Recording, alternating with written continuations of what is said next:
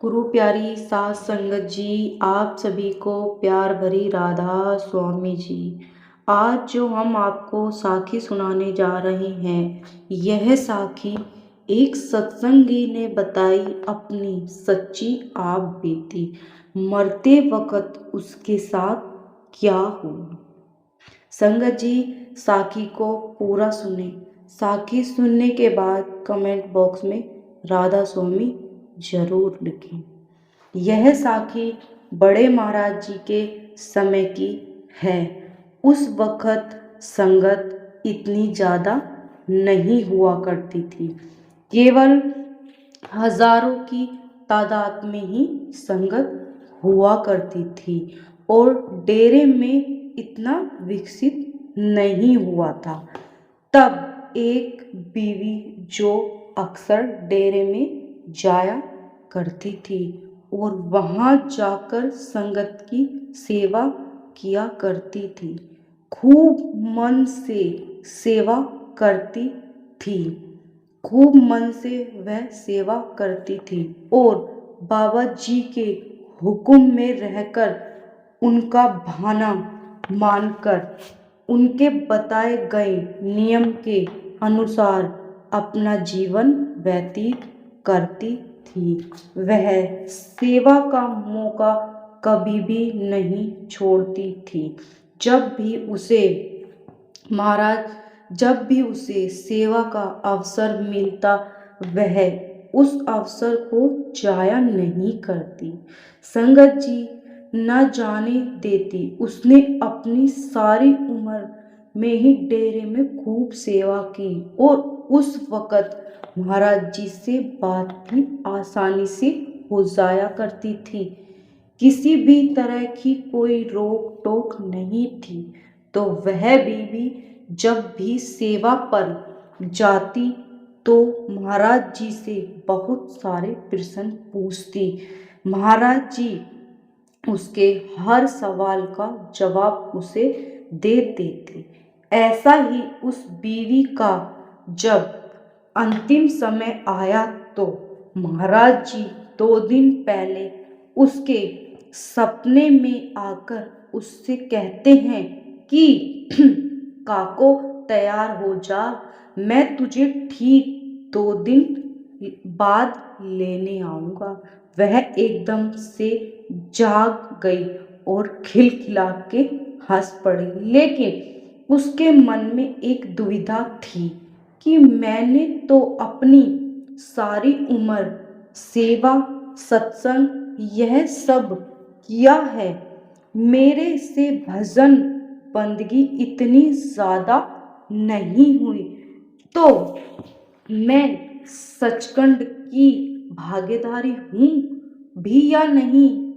उसने यह प्रश्न भी महाराज जी से पूछ लिया। जब वह डेरे गई तो उसने सबसे पहले प्रश्न महाराज जी से यही किया कि महाराज जी, आज मुझे सुबह सपना आया कि आप मेरे पास आए हो और मुझसे यह कहकर गए कि मैं तुझे ठीक 2 दिन बाद लेने आऊँगा। महाराज जी भी खिलखिलाकर मुस्कुरा पड़े और महाराज जी ने कहा कि अब क्या प्रश्न है तेरा। उस बीवी ने कहा, महाराज जी, मेरे से तो सेवा की संगत ही हुई है, भजन बंदगी तो मेरे से हुई ही नहीं, तो क्या मैं सचखंड की भागीदारी हूँ भी या नहीं। यह सब सुनकर महाराज जी फिर मुस्कुरा पड़े। महाराज जी ने कहा, काको, जो मेरी संगत की सेवा करता है उससे मैं हर हाल में सचखंड लेकर ही जाऊंगा, फिर चाहे जो हो जाए, और उसे भजन सिमरन करवाना भी मैं जानता हूँ। तू आज घर जाकर भजन पर बैठ जाना, तेरे सारे सवालों का जवाब तुझे उसी से मिल जाएगा। तो उस बीवी ने महाराज जी का यह हुक्म माना और जब वह घर गई तो उसने अपने घर वालों को सभी को बोल दिया कि आज के दिन मुझे कोई परेशान ना करे। साध संगत जी, आज किसी से भी बात नहीं करूंगी। आज कोई भी मेरे कमरे में नहीं आएगा। तो वह भी अपने कमरे में ताला लगाकर अंदर बैठ गई। संगत जी तो लगातार बैठी रही। सुबह से लेकर शाम हो गई। अब तो रात भी हो गई। घर वालों को भी हैरानी हो गई कि यह क्या हुआ, माता जी अभी तक बाहर क्यों नहीं आई, कहीं कुछ हो तो नहीं गया। उन्हें भी डर लगने लगा कि लेकिन वह भी क्या कर सकते थे, क्योंकि माता जी ने बोला था कि मुझे कोई परेशान ना करे और ना ही मेरे कमरे में कोई आए। तो उन्हें भी चिंता होने लगी। तो उसके बाद जब रात को लगभग 2 बज गए, अपने भजन से उठी तो उसके चेहरे पर अलग ही नूर था, चमक थी, गुरु का प्यार था। तो यह सब देखकर सभी घरवाले हैरान रह गए कि यह माता जी को क्या हो गया। इनका सब कुछ बदल गया है, यह पहले जैसी नहीं है। उनके घर वालों को पता चल चुका था कि माता जी को अवश्य ज्ञान हो गया है। तो अगले दिन वह बीवी सीधा महाराज जी के पास गई। संगत जी तो क्या हुआ, तो वह महाराज जी से खिलखिला के हंस पड़े। लेकिन उस बीवी ने बाबा जी से कहा कि महाराज जी, आपने तो कहा था आप मुझे लेने के लिए आओगे, फिर आप आए क्यों नहीं। मैं तो आपका इंतजार कर रही थी, देर रात तक इंतजार किया, लेकिन आप नहीं आए। महाराज जी ने मुस्कुराकर कहा कि काको देख, मैं तुझे लेने आया था, तभी तो तू इस ज्ञान को उपलब्ध हो पाई है। मैं तुझे लेने आया था, मैं तेरे पीछे ही था जब तू ध्यान में थी, ताकि तेरा कोई दिक्कत ना आए। और देख, अब तूने तो सब जान लिया, अब तूने तो मर के कर भी देख लिया, अब तुझे किस चीज का डर, अब तुझे मौत से भी कोई डर नहीं। तो उस बीवी की आंखों में आंसू निकल आए और आंसू निकल पड़े और महाराज जी के चरणों में जा गिरी। तो वहां बैठी सारी संगत की आंखों में भी आंसू आ गए। महाराज जी ने उस समय वहां पर मौजूद सभी संगत को यही कहा, भाई मैं तुमसे भी यही कहता हूँ कि जीते जी मर के देख लो, जीते जी जो करना है कर लो, बाद में कुछ नहीं होने वाला। मौत के बाद सब कुछ खत्म हो जाएगा। जिसने जीते जी जान लिया कि वही महत्वपूर्ण है, बाकी तो सब कही कवाई बातें हैं।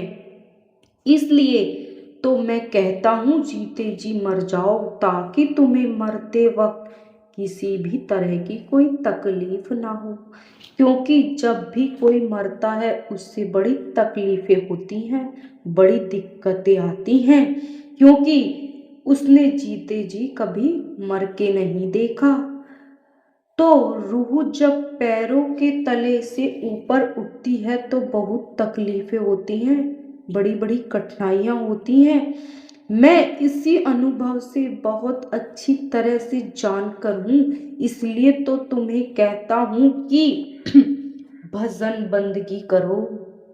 गुरु प्यारी साध संगत जी, बाबा जी ने भी अपने सत्संग में यही फरमाते हैं कि अगर जीते जी कुछ नहीं किया तो मरने के बाद भी आपको कोई MBA की डिग्री नहीं देगा, वही पाएगा, बाकी सब तो कही कवाई बातें हैं। लेकिन हम तो पढ़ी पढ़ाई बातों में आ जाते हैं और कहने लग जाते हैं कि हम में से किसी परिवार के एक सदस्य भजन बंदगी पर लगा देते हैं, बाकी सब अपना काम करते हैं। तो भाई जो करेगा वही पाएगा, जो नहीं करेगा वह यहीं होते खाता रह जाएगा।